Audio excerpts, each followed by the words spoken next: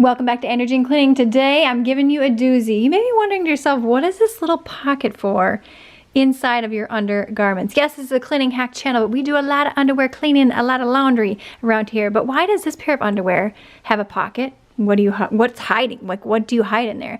And this underwear does not have a pocket. Kind of the same reason why your jeans. What is this tiny little pocket for up here? Now you may be saying to yourself, well, we're talking about undies. We can only imagine what sort of things are going up in here. You get what I'm saying? No, this is traditionally for a pocket watch, but people don't really carry around pocket watches anymore, at least unless you're a grandparent or something like that. But this is what this actual pocket is for. Lace, satin, those types of materials can really aggravate the sensitive skin down in your undercarriage right here.